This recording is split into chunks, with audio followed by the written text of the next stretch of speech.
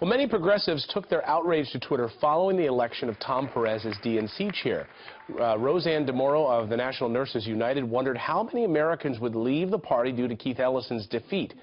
CNN commentator Sally Cohen congratulated both Perez and, quote, the Democratic Party establishment status quo. And then the Young Turks, Michael Tracy, said it was time to, quote, abandon ship.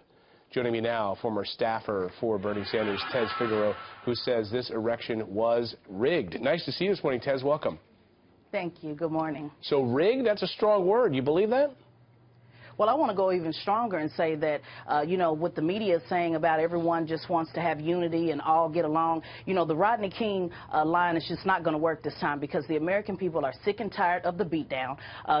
Since it's Sunday morning, I'll go to Moses. The Red Sea was parted on yesterday, and the DNC made their choice clear. It was a clear choice to say either you're with us or against us, and the DNC decided to say that we are still with the establishment, we are still with big money, and we're just simply going to leave you on the other side of the sea and wait on you guys to figure out. People are over it. They will lose millions of votes. I was told that governors were told to whip the votes during the second time around, and just to give Keith Ellison a participation trophy for showing up is not good enough. People are going to go ahead and move forward with the Dem exit. There'll be no unity with this party. Yeah, so Keith Ellison gets a deputy seat, and that's what Tom Perez did, immediately created this deputy seat for Keith Ellison. He's got a tall order because he's got, individuals like yourself in the Democratic Party who are outraged. I read Michael Tracy, I paraphrased him a few moments ago, but his full tweet was, the decrepit, rotting carcass of the Democratic Party just got even rottener, abandoned ship. Is that how you feel?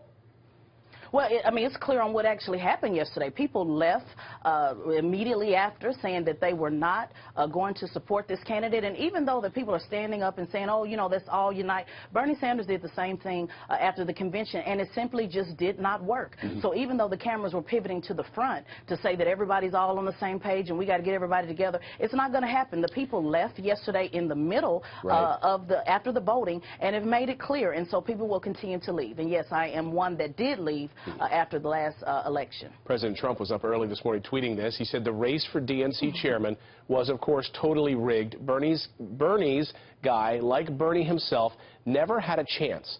Clinton demanded Perez. There's a lot of truth to that. But something you just said is really fascinating. That Bernie, during the convention, came out and said, we got to throw our support behind Hillary Clinton. And what you said is fascinating. You said that didn't work. So it's not going to work this time, do you think? Absolutely, it's not going to work. Just because he stood up there and said it, didn't make it so.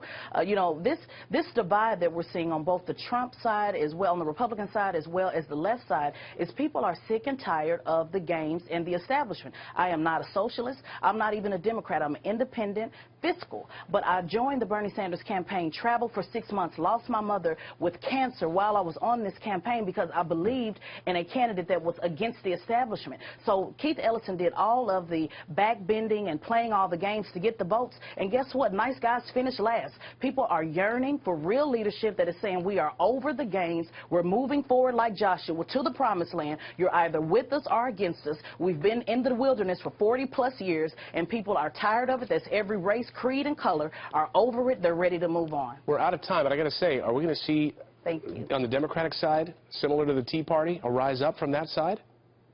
I hope so, but it's going to take, real leadership. I think that the bench was totally a poor bench, to be honest with you. But there's good candidates who are out there that could lead this party. One that I'm very fond of, Senator Nina Turner. But unfortunately, because of the games that you need to play in order to whip the votes, it pushes people away from actually running for leadership chairs. So the people are going to have to make their mind up on what they actually want to do. Fascinating. Tez Figueroa, we appreciate you joining us this morning. Thanks, Tez.